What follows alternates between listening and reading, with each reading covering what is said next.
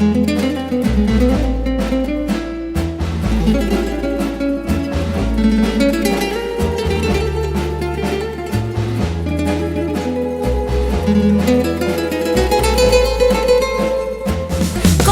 al derecho, sabor y legalidad. Una receta clara y fácil de preparar. Con leyes, sabores y mucho más. Te explicamos el derecho sin complicación. Cocina al derecho. Bienvenidos y bienvenidas a este nuevo espacio de Cocina al Derecho. Hoy me encuentro desde Sevilla, España, con un invitado experto en derecho penal con el que vamos a hablar sobre la justicia restaurativa y la justicia retributiva. Él es el doctor Cristian Rivero, quien hoy nos acompaña. Doctor, muchísimas gracias por aceptar esta invitación a estar el día de hoy en mi programa, a retarse también a cocinar, porque estamos en un espacio que es un auditorio y vamos a crear un parfait de nueces y almendras, ¿cierto? Estamos listos para todo, para la entrevista y para cocinar. Doctor, bienvenido. Muchas gracias, Joana. Vamos, te agradezco muchísimo la invitación, es lo primero, y encantadísimo de estar aquí contigo. Claro que sí, vamos entonces a partir como desde lo general para ya ir analizando el tema que hoy nos ocupa desde el derecho penal español. Ojalá podamos complementarlo también con los conocimientos básicos que tengo desde el punto de vista, porque yo no soy abogada experta en penal, pero sí tengo unas bases con las que podemos ir interactuando y hablando para esta entrevista que estamos haciendo hoy. Doctor, cuéntenos usted cómo llegó al mundo del derecho penal. Bien, yo llego al mundo del derecho penal desde una doble vertiente. Realmente llego por dos caminos distintos. En primer lugar, desde el punto de vista más jurídico, sí que conecto con el derecho penal porque me parece el punto de vista más humanístico del derecho. Realmente es el que refleja, el que va acomodándose a la conducta humana. Pero no me quedo ahí y de hecho yo he continuado mis estudios en cuanto al mundo de la penalidad y estoy sacándome la carrera de criminología en la Universidad de Distancia de aquí de España, y ahí lo que intento es una búsqueda más individual del porqué del conflicto, el porqué del delito, desde un punto de vista más sociológico, más victimológico. Entonces, yo llego al mundo del derecho penal realmente por una curiosidad, porque me nace esa curiosidad, ese punto de vista más humano, menos positivista del derecho, menos solo de normas, sino también esa conducta, ese establecimiento de la conducta. Eso es muy importante, doctor, porque cuando se habla de derecho penal, la gente literalmente se va al tema del delincuente, el que actúa mal, el que cometió errores y que realmente con el tema de las segundas oportunidades, que nosotros en Colombia lo tenemos pues como esa justicia que se busca, que esa persona cumpla con su pena, pero a la vez también preste una labor social y le devuelva un poquito como a restablecer ese tejido social que se tiene. ¿Usted cómo ve esa parte, cómo es acá como desde el derecho penal?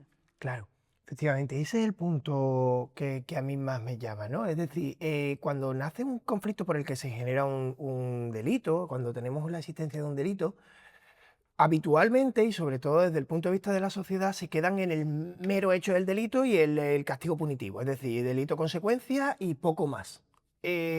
Realmente a mí lo que me interesa y donde me gusta poner el enfoque es en el porqué de esa naturaleza delictiva, el porqué de ese nacimiento del delito. ¿Por qué esa persona ha actuado de esa forma? Por transgresión de normas, por una deshabitualización social, por una necesidad, incluso se pueden dar delitos por malentendido. Entonces, poner el enfoque también en el delincuente, ¿vale? Siempre sin caer en detalles como buenismo, sin ser laxos, ¿no? Porque estamos hablando de materias garantistas de derechos fundamentales. Estamos hablando de que el derecho penal ha de recoger las escalas más necesarias de la sociedad y de una convivencia social, eso está claro. Pero un estudio en ese sentido, en la profundidad del porqué del delito y ayudar al delincuente, siempre y cuando con el cumplimiento de la pena, sí, pero ayudar al delincuente a que repare el daño, a que colabore, se reinserte en la sociedad. Es decir, no basta simplemente, en muchas ocasiones o en la inmensa mayoría de ellas, no basta con el mero cumplimiento de la pena, sino que se puede llegar más allá. Sí, así es. Nosotros en Colombia tenemos la ley de utilidad pública, no sé si la has escuchado. No, no desconozco. Bueno, ¿qué se busca? Que las personas que están en este momento detenidas por algún delito, están siendo procesadas, puedan prestar un servicio a la comunidad durante ese tiempo que debe estar en prisión. Entonces van a trabajar a una institución, a algo público, ayudando a cuidar niños, haciendo otras labores como para tratar de restablecer un poquito lo que ocurrió allí. Sí. Hay algo también que ocurre, no sé si se acuerda del hombroso que la gente que decían, ah, bueno, es moreno, entonces al ser moreno seguramente tiene más inclinación a cometer delitos. Efectivamente. Acá en España ese fenómeno no se ve porque nosotros decimos, ha pasado muchísimo tiempo y todavía ciertas personas son estigmatizadas por eso. Sí, sí, bueno, en ese sentido en España sí que tenemos algo bastante parecido, que está consolidado ya incluso como pena, es una Sí. pena, un castigo en determinados delitos, sobre todo en delitos más leves, delitos más que tengan menos importancia, que son trabajos en beneficio de la comunidad. Nosotros los llamamos así. También, una vez que se ingresa en prisión, sí que hay posibilidades de acortar la estancia en la situación de privación de libertad mediante una serie de buenos comportamientos, de trabajos para la comunidad y demás. Eso sí que lo tenemos aquí. En cuanto a la segunda parte de la estigmatización, bueno, en España sí seguimos teniendo estigmatización también y si me apura racializada, sí, también tenemos una serie de estigmatización racializada. Podríamos atender a el por qué se da porcentualmente una mayoría delictiva en cuanto a personas que están al margen de la sociedad, que están racializadas, que están excluidas o marginadas. Hay muchas explicaciones desde el punto de vista criminológico, muchas. Sí. No me gusta quedarme solo con motivos de pobreza, motivos de falta de educación, motivos de no integración social, pero sí que son ciertos, que en ocasiones se dan ese tipo de cosas. Sí es cierto que con educación social, con educación de calidad, podemos ir combatiendo esa estigmatización y evitar esas situaciones. Eso es cierto, en Colombia también se busca lo mismo y se están tratando como de combinar ambos modelos, tanto desde la retributiva también sobre la restaurativa. Y es cómo describiría hoy el estado del derecho penal en España, qué lo caracteriza frente a otros sistemas como el latinoamericano. Bien, el momento ahora mismo del derecho penal en España, bueno, concreto en ahora mismo, pero realmente no ha tenido un cambio muy radical con respecto de cómo se viene dando, ¿no? Está en expansión. El derecho penal español es un derecho que está netamente vivo, es un derecho que está en continuo desarrollo, está en expansión constante. Va virando mucho según la tendencia política, eso es cierto. Entonces, además de ampliarse, va modificándose, se reforma, se restaura, se metamorforma en algunas ocasiones incluso, ¿no? Pero sí que es cierto que podríamos tener como una definición muy, muy concreta que es garantista. El derecho penal español se puede definir en una sola palabra, si tuviéramos que hacerlo, como garantista. Un derecho muy garantista, tiene muy definidas las dos fases del procedimiento, siempre con una fase de instrucción practicada por un juez instructor y una segunda fase de enjuiciamiento, ya sea por el órgano que le corresponda, y podríamos consolidarlo de esa forma. En cuanto a lo que me preguntas de la diferencia con Latinoamérica, bueno, podríamos estar hablando de que con respecto de Latinoamérica, sí, se puede entender que el derecho español es más garantista, proporcionalmente siempre, estamos hablando de manera genérica. Sí que podemos entender que es más garantista y quizás también legislativamente es más recto el derecho penal español, es más concreto, el sistema... ¿Puede ser más severo? ¿Llamarlo severo o no? Yo no lo consideraría tanto como la palabra severo, ¿no? También tendríamos que ver qué entendemos por severo. Pero yo no lo consideraría especialmente más severo. Más castigador. O sea, que las penas sean un poco más altas, más menos posibilidad de negociación. Nosotros tenemos fiscalía, ustedes no sé qué entidad Sí, también. Y también tenemos las sentencias de conformidad, que son sentencias de las que se adquiere por una negociación con la fiscalía. Y además es algo bastante habitual. Sí, sinceramente no sé si lo calificaría de más severo el Estado español, pero sí que lo podría calificar como un sistema más recto en el sentido de que es más garantista y que legislativamente, también depende del país de Latinoamérica con el que hablamos, ¿no? Estamos hablando en general, pero que legislativamente también está más compensado, más cuadriculado. Ustedes tienen la ley orgánica, la 10 de 1995, ese es el Código Penal de Ese es el ustedes. Código Penal. ¿Y ustedes también manejan el Código de Procedimiento Penal o no? Sí, También tienen... en España el derecho penal se rige principalmente por el Código Penal, que es el compendio, la recopilación Ujú. de toda la normativa penal, que se estructura en artículos. Los artículos tienen siempre el mismo sistema, hecho fáctico y consecuencias jurídicas, así como tenemos el delito, ¿vale? Siempre, es decir, una acción descrita de manera abstracta, que puede ser objetizable en el comportamiento humano, Ujú. ¿sí? Quien sustrayera un bien mueble ajeno sin la voluntad de su dueño, ¿vale? Coma y una consecuencia jurídica. Será castigado con la pena de prisión de 1 a 3 meses, por ponerte un Ujú. ejemplo. Y después, por otro lado, sí, para el procedimiento penal tenemos la ley de enjuiciamiento criminal, se llama así en España, que es la que rige todo el procedimiento penal. ¿Hay algún caso reciente en España que refleje bien los debates actuales entre castigo, rehabilitación y reparación? Sí, actualmente, mira, y además ha sido bastante famoso, ha sido muy sonado, con una reforma que se hicieron sobre los delitos sexuales en España recientemente. Se le llamó, es una ley especial penal, pero evidentemente consta dentro del Código Penal, y se le llamó la ley de solo el sí es sí.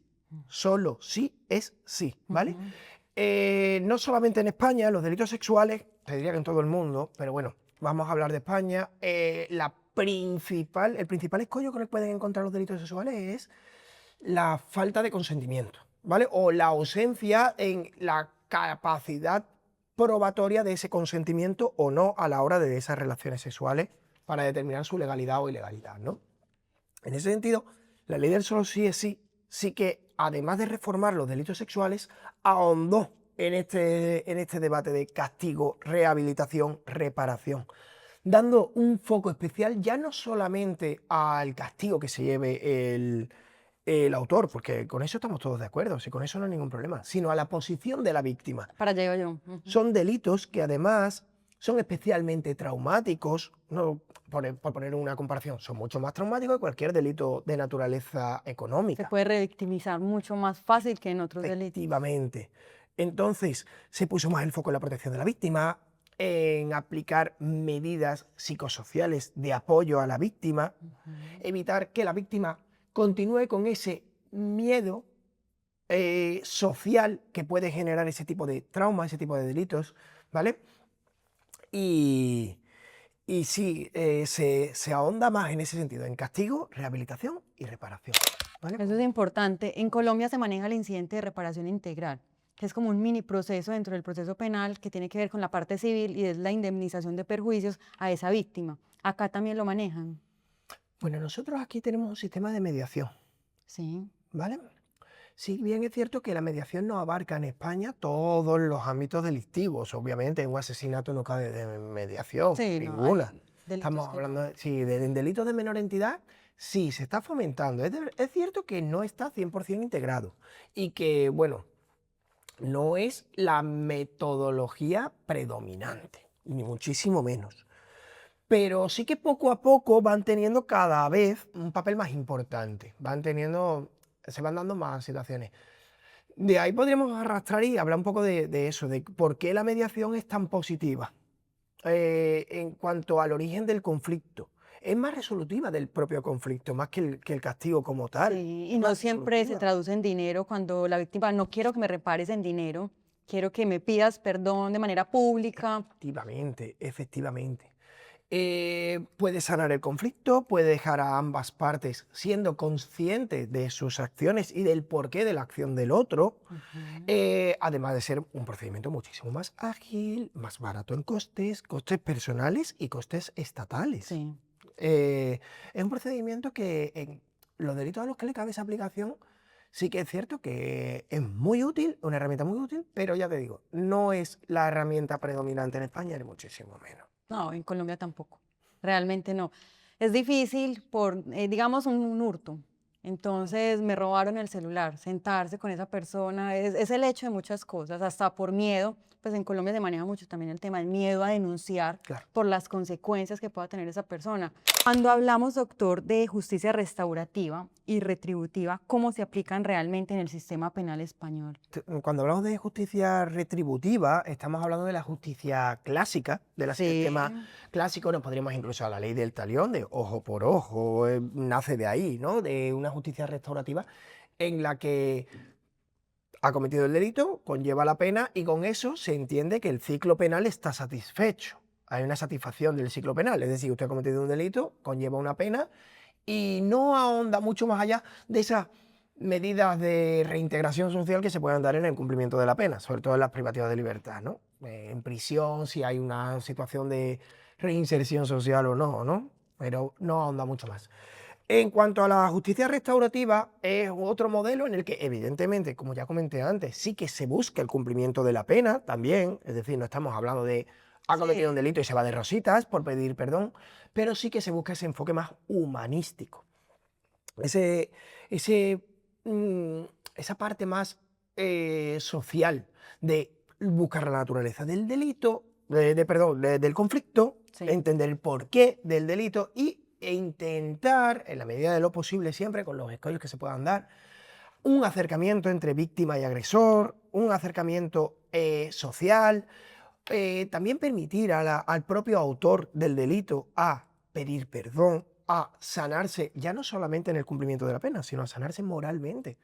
Es decir, en muchas ocasiones se da que alguien comete un delito por distintos motivos y por mucho cumplimiento de incluso prisión, 2, 3, 4, 5 años de prisión, no se siente satisfecho consigo mismo, porque no ha sanado ese dolor de haber cometido ese hecho que dio lugar al delito. Es decir, es integral, abarca las dos partes, abarca a toda la sociedad.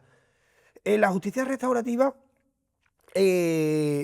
siempre podemos tenerlo en cuenta de esa forma, ¿no? Es entender cómo se cumple el delito, por qué se motiva el delito y además de cumplir con la pena, insisto, una faceta más humana, ¿vale? Una faceta más de apoyo social. Sí. En España sigue la visión clásica. Sí que es verdad que, bueno, en determinados momentos yo creo que es un poco por un lavado de cara, por limpiar un poco lo que es la fachada, ¿vale? Pero en el sistema de justicia español No. predomina la visión clásica del derecho penal.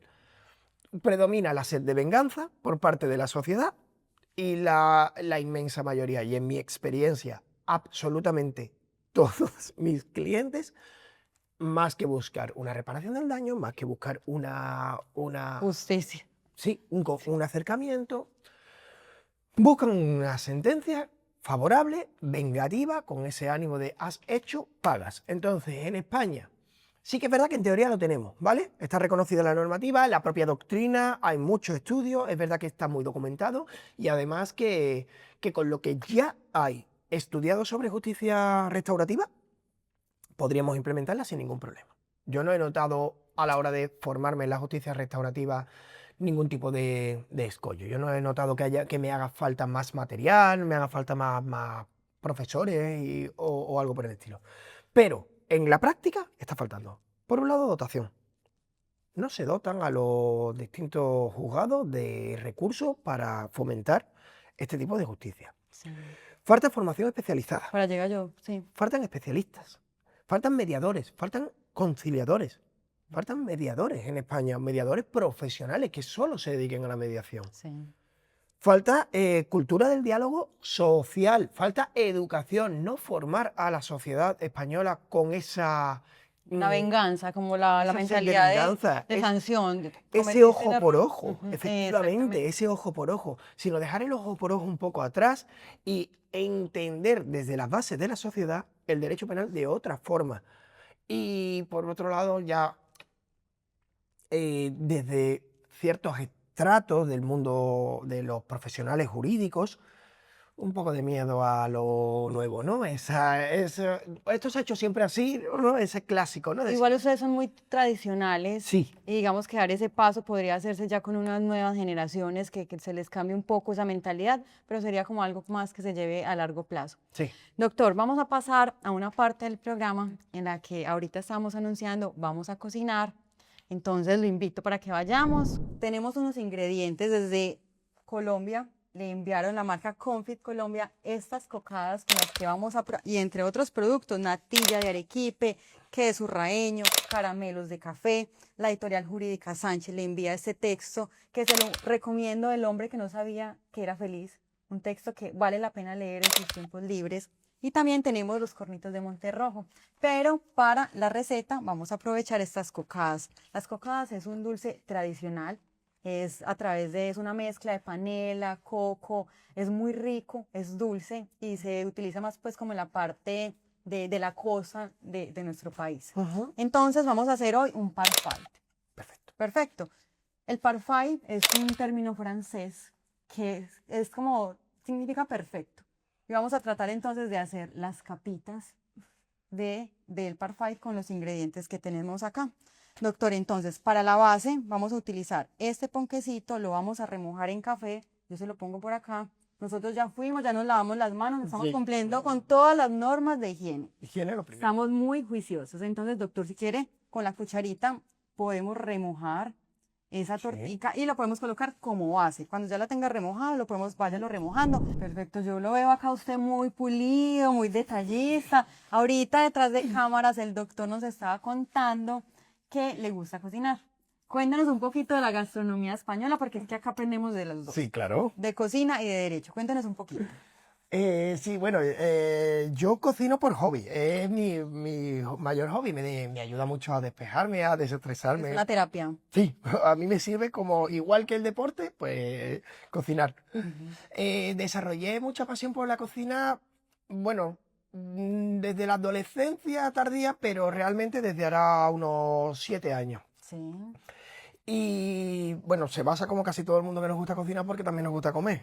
Entonces, Eso es cierto, esa es la mejor parte. eso es la mejor Cuando ya está el plato listo. el resultado, ¿no? Sí. Entonces, tengo la suerte de ser de aquí, de España y de Andalucía, y de tener una cultura gastronómica muy extensa. Hay Sí. mucha cultura gastronómica aquí, hay una Una infinidad de platos y una Sí. infinidad de formas de cocinar y de trabajar. Entonces, además yo aprendí con mi abuela a cocinar. Ay, qué bonito. Entonces, mi abuela, mi madre, es decir, Sí. cocina clásica, cocina tradicional de toda la vida, de cómo desarrollar esa comida. Y en cuanto a la gastronomía española, como te digo, tenemos mucha suerte. Ay, yo he parado, ya pensaba que ya estaban. Tranquilo, no, echémosle otro poquitico Otro más poquitito. para que nos queden Vale, más o vale. menos. Pero acá, usted diga contándoles que yo sé que les interesa mucho conocer Sí. sobre esa gastronomía. Sobre la gastronomía española. ¿Qué Tenemos. podemos encontrar? Platos típicos. Sí. ¿Cuáles son? En España tenemos una gastronomía netamente mediterránea. Ok. Netamente mediterránea. Tenemos muchos productos mediterráneos, muchos productos frescos. Realmente nosotros, España y Andalucía concretamente, nos podríamos llamar la huerta de Europa. Somos la mayor huerta que hay en Europa. Me gustaría hacerle unas preguntas así, preguntas cortas, respuestas rápidas. ¿Su libro favorito? Yo soy muy de novela negra, entonces te diría que la saga de Aníbal Lecter. Me quedaría con El silencio de los corderos. Ok. ¿Película favorita? El silencio de los corderos.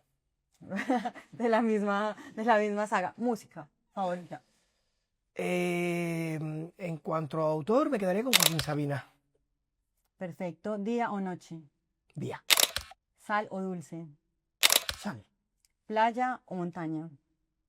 Montaña. Bueno, y una última reflexión para las personas que nos están viendo hoy. ¿Por qué aprender de Derecho Penal? Porque es importante que los estudiantes de Derecho, que la comunidad en general, esto es un programa educativo. Cocina al Derecho lo que busca es hablar de temas como este para que la gente aprenda, se culturice y conozca también de otras áreas. ¿Por qué es importante estudiar Derecho Penal?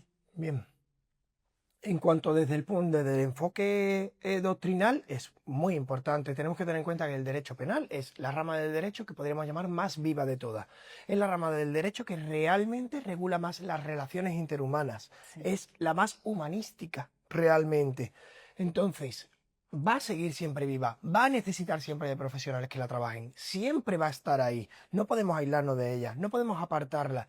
Es una rama del derecho que necesita seguir viva y necesita de profesionales que la sigan alimentando. Eso es cierto, doctor. Muchas gracias. Bueno, y los esperamos en un nuevo programa de Cocina al Derecho. Hasta luego. Hasta luego. Cocina al Derecho, sabor y legalidad. Una receta clara y fácil de preparar.